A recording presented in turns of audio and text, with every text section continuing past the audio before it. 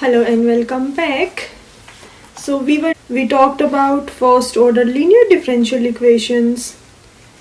We talked about if some equation is reducible to first order differential equation by some substitution, like the Bernoulli equation, the Riccati equation, and we talked about separable equations and the equations which are reducible to separable equation, like homogeneous equation, and if the equation is of form y prime equal to ax plus by plus c. We talked about exact equation also. So the last form we are left with is if the equation is not exact. What can we say if the equation is not exact? Do we still have any hope? Well, in some cases, yes. Not always, but in some cases, yes. So if our equation is not exact, we will look for two cases. If my minus nx divided by n is a function of x only, or if nx minus my divided by m is a function of y only. In that case, we know how to find out the integrating factor. We will multiply the equation with that integrating factor and we will solve the equation. Okay. So in this picture we have the formula for integrating factor. Let's see one example and that will make things very simple and clear. So our first example.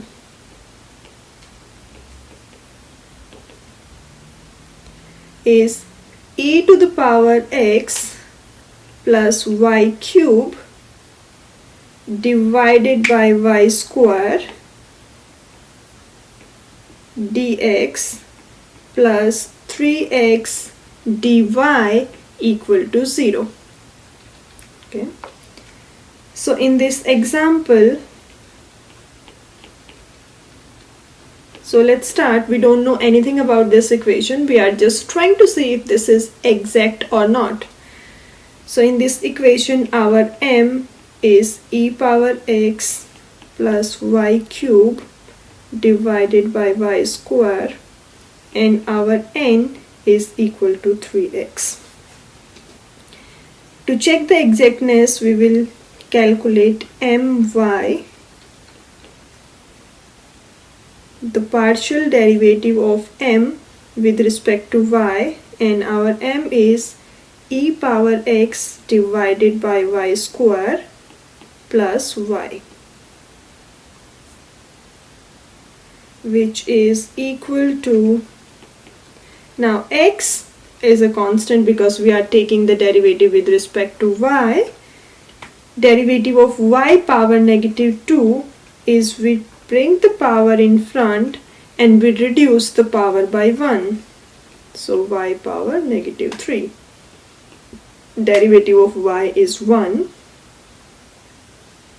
Derivative of n with respect to x is 3.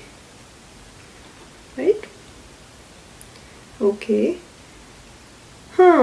Now my is not equal to nx clearly.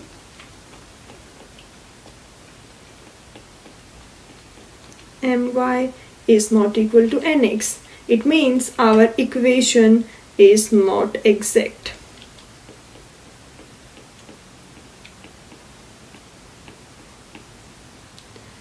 If our equation is not exact, we check two things.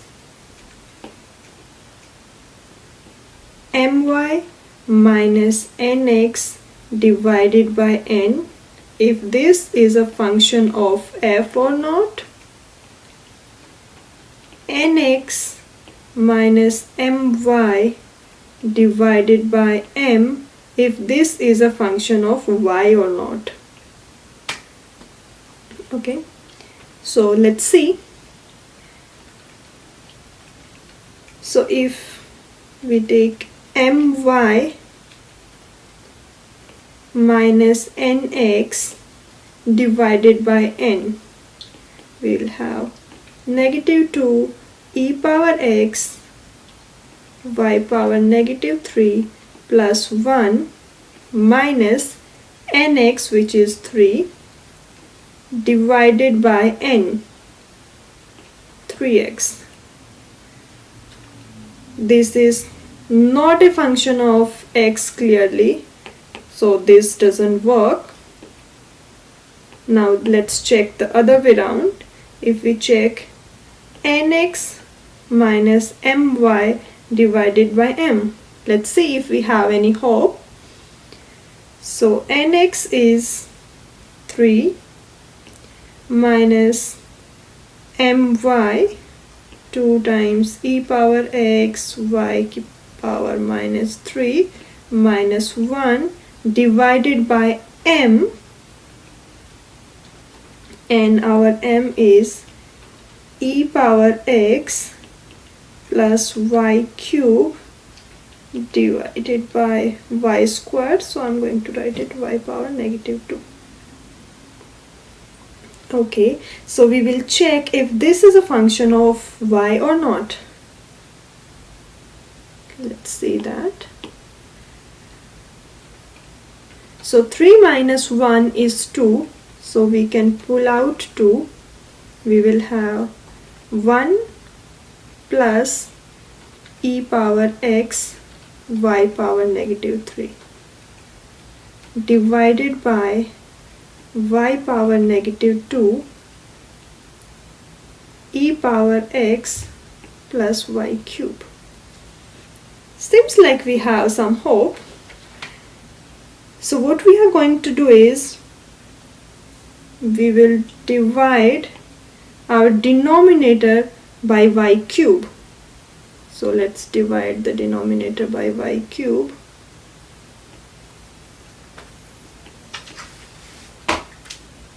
So if we are dividing the denominator by y cube, it's changing the value. So we must multiply by y cube also, right?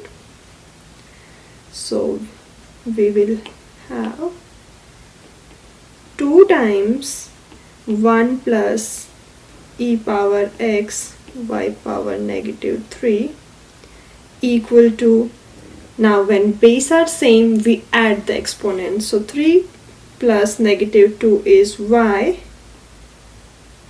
e power x y power negative 3 plus 1.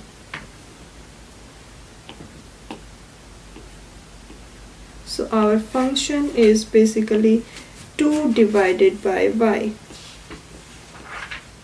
which is a function of y, right? So this is a function of y. That's a good news. Okay, so what we'll do is, now if nx minus my divided by m is a function of x, is a function of y, our integrating factor is nothing but e power integration of this function of y. So 2 divided by y dy. This is your integrating factor. So e to power ln y, which is equal to ln y square, because b times ln a is same as ln a power b. Exponential and log are inverse of each other, so our integrating factor is y square. So we will multiply our equation by y square to make it exact. This is our integrating factor. I'll just copy paste the equation below. Oops. Let's copy and paste it over here. This is our equation, and we want to multiply by integrating factor, which is y square. So we multiply this equation by y square and the second term by y square. Multiplying 0 by y square doesn't create any difference. Okay, So in the first term, y square will cancel out. So we have e power x plus y cube dx plus 3xy square dy equal to 0, right? Now we will focus just on this equation. Now notice, we are multiplying by the integrating factor. We are not changing the equation. So the solution to our original equation is same as the solution of this equation, right? So we will find out the solution of this equation, this new equation, which is now exact. Let's check that. So in this case, our m, I'm calling it m1, not to confuse with our previous m, and our n1, which is coefficient of dy, is 3xy square. Derivative of m1 with respect to y is, derivative of e power x is 0 because it's a function of x. Derivative of y cube is 3y square. Derivative of n1 with respect to x is 3y square. So these two are equal. It means our equation is exact. And now we know how to solve exact equations, right? So we know there is a function f such that fx will be equal to m1 and fy will be equal to n1. Right. You can start with fx equal to m or fy equal to 1 n, it's your choice. So let's start with this one. So if we integrate with respect to x, we will get f equal to integration of e power x plus y cube with respect to x plus a constant of integration, which is going to be a function of y. Oh, sorry, we are integrating with respect to x. So I should say this is dx. Integration of e power x is e power x. Y cube is constant, so integration is y cube times x plus gy. Now using this f, if we calculate fy, take the partial derivative with respect to y, we will get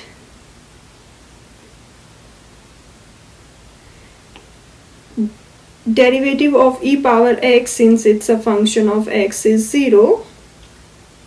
Derivative of y cube is 3y square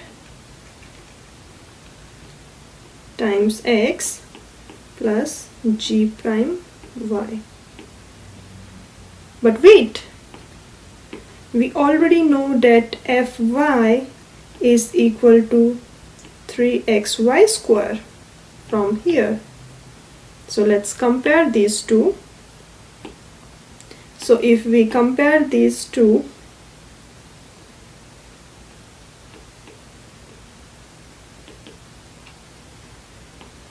we get that our g prime y is equal to what? 0, right? Then we integrate both sides.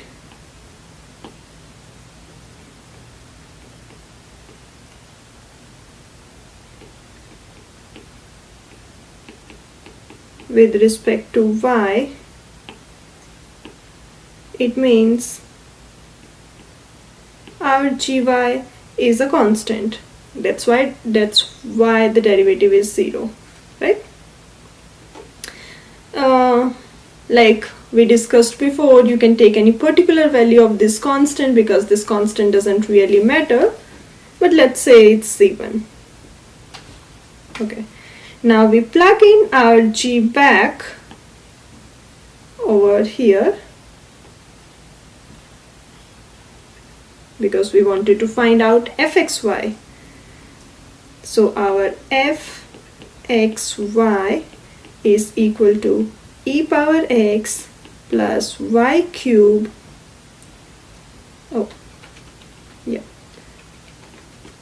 plus c1. Now this is our fxy, but our solution is fxy equal to a constant. So our solution is e power x plus y cube x plus c1 equal to some c2. You can substitute c2 minus c1 as c.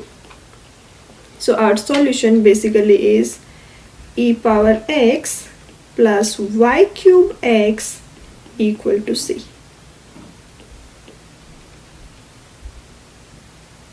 See how complicated this problem was looking, but if we go step by step, it's not hard to find out the solution. This is our solution, right? So let's write down the summary of this lecture. So what we do is, first we check the exactness. If the equation is not exact, we check if my minus nx divided by n is a function of x or not. If it's a function of x, then our integrating factor is e power whatever this function is, integration dx. If it's not a function of x, we will check nx minus my divided by m, if this is a function of y or not. If this is a function of y, I'll give it some different name, say gy or anything, then our integrating factor is integration of e power integration of this function dy,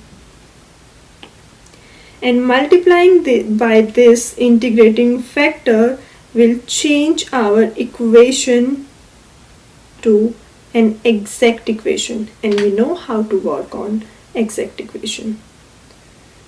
So I'll see you in the next video. Till then, practice some more problems, do some more math, have fun, and bye bye. See you.